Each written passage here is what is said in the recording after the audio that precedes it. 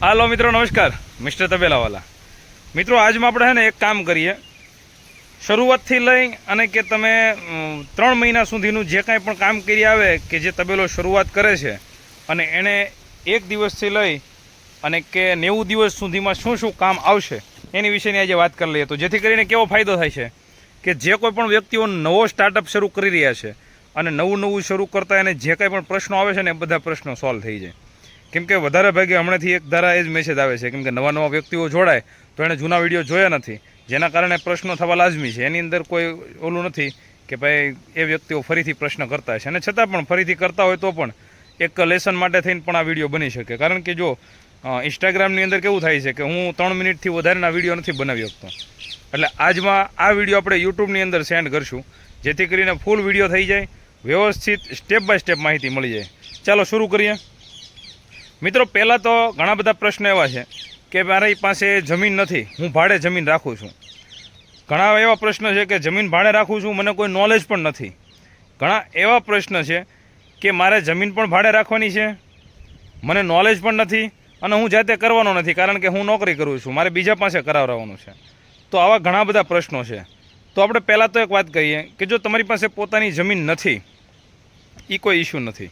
તમારી પાસે પોતાની જમીન ન હોય તો પણ ચાલે, તમે ભાડા ઉપર રાખીને પણ કરી શકો, પણ તમારી પાસે એના પ્રમાણમાં થોડુંક નોલેજ હોવું જરૂરી છે. જો તમારી પાસે નોલેજ પણ નથી અને તમારી પાસે જમીન પણ નથી તો આ 2 માઇનસ પોઈન્ટ થઈ ગયા. હવે કેવું છે કે તમારી પાસે જમીન નથી એનો મતલબ એમ છે કે તમારે એક તો જમીનનું ભાડું દેવું પડશે, સાથે સાથે તમારે નિરણ પણ વેચાતી લાવવી પડશે. ઘણી વખત એવું થાય કે ફક્ત તબેલો અથવા ગૌશાળા કરવા માટેની જગ્યા તમને પાસે ભાડે મળી રહી, પણ તમારી પાસે નિરણ પૂળા માટેની જગ્યા ન પૂરતી મળી હોય તો પણ તમારે તકલીફ. હવે તમને મોટી જગ્યા મળી ગઈ છે તો તમારે ભાડું પણ એવું દેવું પડશે, જેના આધાર ઉપર તમારે પહેલી તો જાવક શરૂ થઈ ગઈ. હવે બીજી વસ્તુ કે તમને એનો અનુભવ પણ નથી. તો જો અનુભવ નથી એનો મતલબ એમ છે કે ક્યાંક ને ક્યાંક તમે ભૂલો કરશો, ભૂલોની સાથે સાથે તમારે કંઈક એવી નુકસાનીઓ પણ આવશે કે નિરણ વધારે ખવડાવાય જાય, અથવા તો નિરણ કઈ ખવડાવી એ ખ્યાલ ન રહે, અથવા તો નિરણની અંદર કઈ નિરણનો સ્ટોક કરવો, જે તે સમયે સ્ટોક નથી કર્યો તો પછી ચોમાસાની અંદર અગવડતાઓ ઊભી થવી તો તમારી સારી એવી દૂધાળા પશુઓ પણ નીચે દૂધથી ઉતરી જાય, અને આવા ઘણા બધા પ્રશ્નોની સાથે તમારે સામનો થાય છે. તો જો તમારે પહેલું તો એ કે જમીન ભાડે રાખો એ એક માઇનસ પોઈન્ટ જ છે, પણ છતાં પણ એ કોઈ ઇસ્યુ નથી જ્યારે તમે તમારા પોતાના અનુભવને વધારી દો છો. તમારા અનુભવને તમે મોટો કરી દેતા હો તો તમે ભાડે જગ્યા રાખીને પણ બહુ સારામાં સારી ઇન્કમ મેળવી શકો. અને ઘણી વખત મેં એવું જોયું છે કે જે ભાડેથી જેણે શરૂઆત કરી છે અથવા તો કોઈ મિત્રની કે સાથે જેણે શરૂઆત કરી અને આ રીતે નાના એવા પ્લોટમાં પણ શરૂઆત કરી અને જેને બહુ સારો એવો અનુભવ લઈ અને પછી શરૂ કર્યું ને, એવા લોકોએ 1-2 વર્ષની અંદર પોતાના જગ્યા ઉપર પોતાના તબેલાઓ શરૂ કરી દીધા છે. આવા આંકડાઓ પણ છે અને ગણતરી છે કે એવા વ્યક્તિઓની સાથે આપણે વિડીયો બનાવીને ટૂંક સમયની અંદર તમને શેર કરશું, જેથી કરીને થોડુંક મોટિવેશન પણ મળે અને એ લોકોને કઈ સમસ્યાઓનો સામનો કરવો પડ્યો એની વિશે પણ માહિતી મળે. અને વાત કરીએ હવે બીજી કે તમારી જમીન પણ પોતાની નથી, જમીનની સાથે તમારો અનુભવ પણ નથી, અને અનુભવ નથી એની સાથે સાથે તમારે બીજા પાસે કામ કરાવવું છે. તો પહેલી વાત તો એ કે મેં કીધું એમ કે જમીન પોતાની નથી એટલે માઇનસ પોઈન્ટ. હવે પાછું તમને નોલેજ નથી એ ડબલ માઇનસ પોઈન્ટ. અને જેની પાસે નોલેજ નથી એ માણસો પાસે કઈ રીતે કામ લઈ શકે?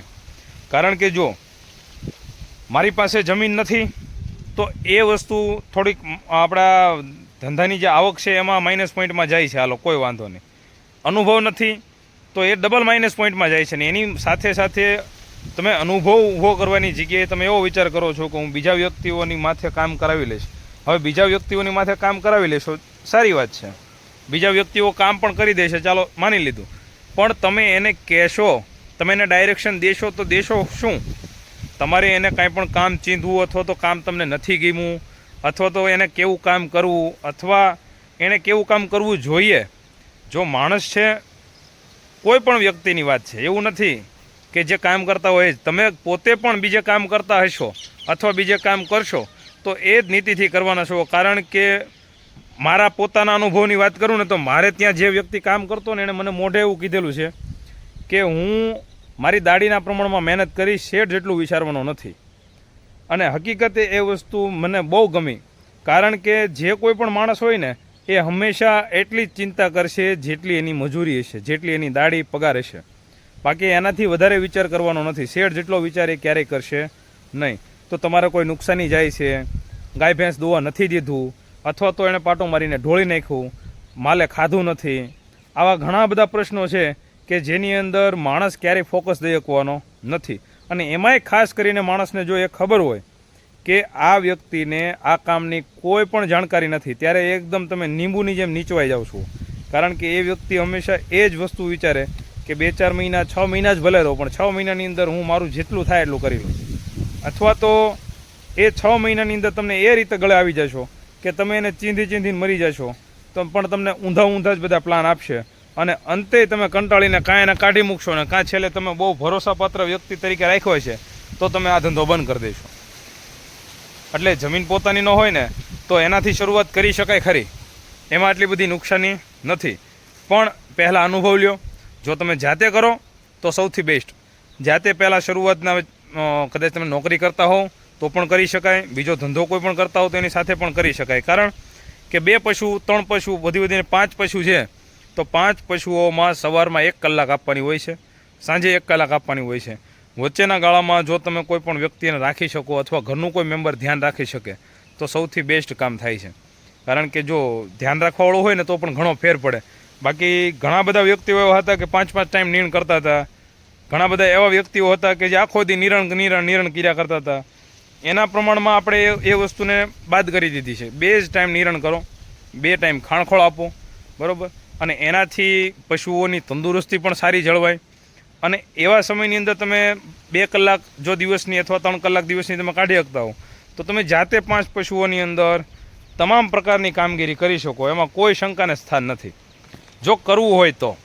બાકી તમારે નવાબી જ કરવી હોય અને તમારે એવું જ કરવું હોય કે મારો ક્યાંય પગ હાથ બગડવો ન જોઈએ અને હું ફક્ત ને ફક્ત પૈસાને ઇન્વેસ્ટ કરવા માગું છું તો આ વસ્તુ ક્યારેય કરતા નહીં. મારી પહેલેથી એક જ સલાહ રહી છે. મારું મોટિવેશન ફક્ત ને ફક્ત એ જ કે તમે શરૂ કરો અને શરૂ કર્યા પછી તમે પાછા ન પડો. બાકી મોટી વાતો કરી દેવી, ખોટી વાતો કરી દેવી અને લોકોને પરાણે ધક્કો મારીને ધંધામાં લાવી નાખવા ને પછી એ ખાબોશિયામાં જાય તો એ એનું જોવે એની જેવી વાત નથી આપણી ક્યારેય. તમે મારી વાત ક્યારેય પણ સાંભળીને, મને ક્યારેય જોઈને અથવા તો મારી વાતને જોઈને જો તમે આ ધંધામાં અથવા તો બીજા કોઈ પણ ધંધામાં તમે ઇન્વોલ્વ થાવ છો તો એ મારી જવાબદારી છે કે એની અંદર હું તમને સંપૂર્ણપણે માહિતી આપું. એ મારી જવાબદારી છે કે એની અંદર નુકસાની બને ત્યાં સુધી તમારે ઓછી આવે. કારણ કે નવા ધંધાની અંદર તો નુકસાની આવવાની જ. હું ક્યારેય એવું પણ નથી કહેતો કે આમાં તમે આવો કોઈ જાતની ધંધામાં નુકસાની નહીં આવે. ધંધામાં નુકસાની આવશે જ. અને એ શેના કારણે આવશે? તમારા અનુભવના અભાવના કારણે. બાકી નુકસાની કોઈ જાતની આવતી નથી. તો મિત્રો, આ 3 પોઈન્ટ જે મને એવા લાગ્યા હતા કે ખાસ કરીને અત્યારના જે કોઈ વ્યક્તિઓ વધારે કમેન્ટ કરે છે એને જરૂરી છે, એ માટે થઈને એ 3 પોઈન્ટ ઉપર આપણે વાત કરી. અને એક બીજું છેલ્લે જાતા એ પણ કહી દઉં કે જે કાંઈ પણ તમે આ ધંધાની અંદર શરૂઆતથી લઈ, મેં કીધું ને કે 1 થી 90 દિવસ તમે જે કાંઈ પણ ધંધાની અંદર ઇન્વેસ્ટ કરો, જે કાંઈ પણ એક નાનામાં નાનું આમ કહું કે ઢાંકણું પણ કાંઈ વસ્તુનું લાવ્યા છો ને તો એની પણ યાદી બનાવો. અને એ યાદી તમને એવી કામ આવશે કે જ્યારે તમે ધંધામાં સ્ટેપ બાય સ્ટેપ જ્યારે આગળ જતા જશો ત્યારે તમે કેટલું ઇન્વેસ્ટ કર્યું, શરૂઆતમાં કેટલું તમારે ઇન્વેસ્ટ કરવું પડ્યું, પછી તમારું ઇન્વેસ્ટ ઘટતું ગયું ને ઇન્કમ કેવી રીતના વધતી ગઈ, આ તમામ આંકડાઓ જો તમારી પાસે હશે તો સૌથી બેસ્ટ. અને આની પછીના વિડીયોમાં આપણે એ જણાવશું કે સવારથી સાંજ સુધી નીણ, ખાણ, ખોળ કેટલા દૂધાળા પશુઓને કેટલું આપવું જોઈએ અને એની વિશે પણ આપણે એક આખો ફૂલ વિડીયો બનાવશું.